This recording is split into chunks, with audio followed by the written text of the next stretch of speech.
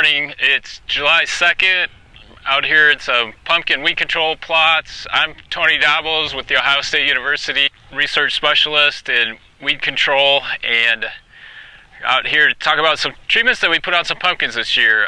Basically, this was started with the registration of Reflex or Formicin last year, so we've started doing some weed control just to look into that and see if there's any adverse effects with the Reflex or additional benefits in weed control with Reflex. So we'll start out today with our untreated check. We have 10 plots to go through. Our untreated check is basically what we compare each herbicide treatment to. So the weeds we're evaluating in this trial are giant foxtail, barnyard grass, common lamb's quarters, redroot pigweeds, eastern black nightshade, and Venice mallow. So with that, we can see we have a pretty good weed pressure, and we'll move on to our first herbicide. Okay, so here we are in plot number 2, which is our first herbicide treatment, and that is Sandea or halosulfuron at 1 ounce. What halosulfuron or Sandea is known for is very good lamb's quarter control. So in this trial we had 4 replications. So in every replication the Sandea had 100% control of common lamb's quarters. And then one thing that Sandea might not be known for is grass control, but we had pretty good herbicide activation with rainfall right after the application, and we are getting some grass control with the Sandea, and I don't know if that should be expected or not, but it's still pretty inconsistent throughout the trial. And I know Jim's going to come back later and shoot each one of these plots, and we can see there's areas of low pressure where we had good control, and then if there was high grass pressure, the control really tends to slack off a little bit with the Sandea. Then we also took phyto ratings for chlorosis and stunting, and as we know, Sandea can cause some stunting in the pumpkins, and we saw this out here quite a bit with the Sandea, around 15%. But one of the things that we discussed this morning too is that possibly some of that stunting with just the straight Sandea could be coming from the weed competition, because as we can see, we're getting very good control of the common lamb's quarters, but not too many of the other weeds. So some of the weed pressure might actually be causing some of that stunting, not just from the Sandea. So now we're in plot 103, which is dual or metolachlor at 1.3 pints. And one thing I'd like to point out first as we go through this plot in our trial is we had a running weedy check, and it was getting out of control, so it got sprayed off with a non-selective herbicide, but it also had some residual with it in Strategy, which has the command or clomazone, which can volatilize and likes to turn everything white. So that's kind of what we see going on here with the Venice mallow and the giant ragweeds. They're kind of turning white, but that's from the command that was in the Strategy that we put in the untreated check area. So with that, I'll get back to the dual, and what dual's known for is really good grass control and control of the amaranth or pigweed species. So we've got virtually perfect control of giant foxtail and barnyard grass, and really good control of the pigweeds, and we fall off a little bit on the lamb's quarters. We had really good control of the eastern black nightshade with the dual, but as you'll see in the plot, it just isn't controlling the Venice mallow. So with that, it's doing what it should, and pretty clean plot overall except for the Venice mallow. Okay, so now we're up to plot 104, which is Strategy at 4 pints. And Strategy is probably the premier pumpkin herbicide.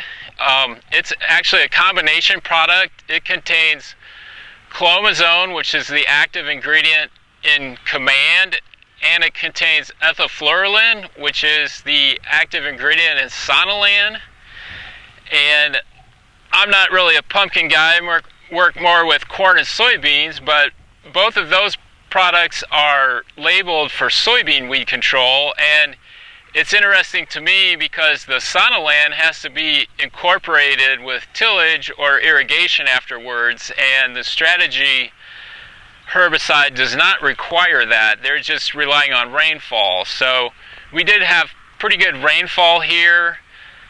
Command is known for being really good on grasses and lamb's quarters and some of the small-seeded broadleaves, but its biggest downfall is pigweeds. So the ethylfluoralin or Sonaland component of that should be helping out with the pigweed. So when we look at this plot later, we'll see that we've got really good grass control, but even with the ethylfluoralin in there, we still have a few pigweed escapes. We're doing pretty good on the common lamb's quarters, but then we still have a few of the Venice mallow coming through, and then not quite as good control of the Eastern black nightshade out of this product alone versus like the dual or anything with the dual components in it.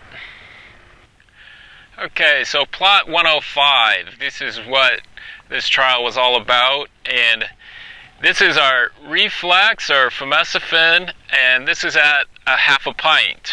And as I stand here, you can probably look and see that a half a pint of Reflex is not going to do much on its own. So, as expected, we're missing all the grasses. We would hope to be picking up some of the small-seeded broadleaves. We are getting a little bit of activity on the pigweed and the lamb's quarters, but we're pretty much missing the Venice mallow and the nightshades with this half pint rate. So again, like we had this last year, the half pint's just not cutting it. Okay, we're plot 106 now, and this is the Reflex or Famecifin at 1 pint. So this is what we'd probably be recommending if you wanted to use the Reflex. One of the concerns with any new product is the phytotoxicity or injury to the crop, and throughout this whole trial we haven't seen any injury from the Reflex by itself, so I think we're pretty confident on this variety of pumpkin. It's pretty safe. On to weed control, at this higher rate we're getting really good control of the small-seeded broadleaves as expected.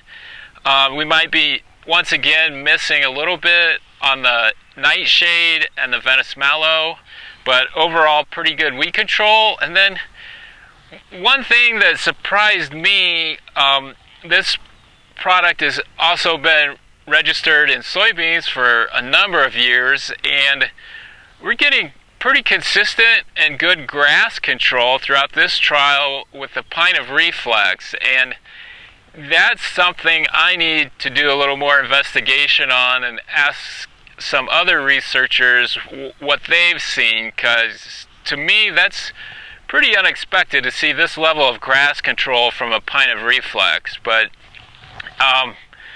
you know, it could be possible. It is. It's providing good grass control in here, but pretty unexpected in my opinion. Plot 7. This is a combination of Reflex and Dual. So the Famecifin and the metolachlor. It's interesting to me because there's a premix that we have for soybeans called Prefix, which is that tank mix in one jug. Like Strategy is a combination of two products. The Prefix is a combination of the Reflex and the Dual. So now we've got the benefits of both of those products. So as we noted, the Dual was a little weaker on the lamb's quarters and the Venice mallow, but we had the Reflex with it, which was picking up all those small-seeded broadleaves, and we have that additional grass control from the Dual. We've got a really nice plot here. This is probably one of the cleanest or most weed-free plots within this trial. Okay, plot 108, and I think I failed to mention this with the Dual and the Reflex, but now we're looking at Reflex and Sandia. So we're looking at tank mixes with the Reflex. The Reflex always is going out at a pint. So now we've got it with 1 ounce of Sandea. Once again, a nice clean plot. We're picking up almost all the small seeded stuff like the pigweeds and the lamb's quarters. And once again, unexpected to me, but pretty good grass control in here with those 2 products at those rates. And then one thing I did want to point out is that we can have that stunting from the Sandea. So now when we're tank mixing the Sandea with the Reflex, we've got that stunting back again. And it's probably hard for you to tell in a video of me standing in front of these plots, but they're probably 10 to 15% smaller than most of the other fruit in this trial.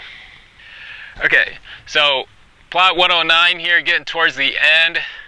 Seems like the further down we get, the better the weed control gets. But this is a combination of Reflex at 1 pint plus Strategy at 4 pints. So, like I said, Strategy is probably our go-to for pumpkin weed control. And now we're adding the benefits of the Reflex with it. And we've almost got a weed-free plot here. Like I said, we had a weedy check in the middle that's been sprayed out, so you'll see some tall weeds like a common lamb's quarters and some fall panicum and even some mare's tail sticking up beyond the plot. But when you look down the treated area in this plot, it's virtually weed-free. We did miss a few of the eastern black nightshade, but we're virtually controlling all of the grasses and all the small seeded broadleaves. There's no pigweeds or lamb's quarter in this plot. Virtually controlled all the Venice mallow, and the only thing we're losing control on is just a few of the nightshade, but really clean, nice plot here. So this is treatment 10, the final treatment in this trial. It was actually just a herbicide treatment to kind of round out this trial to 10 treatments, and this is something that I've had some interest in for the last few years. We do a weed screen every year for our weed science collegiate team. We realized that this newer product, Sharpen or saflufenicil, was not injuring the pumpkins, whereas we spray about 35 different herbicides and there's only about 2 or 3 that don't injure the pumpkins. So that piqued some interest quite a few years ago.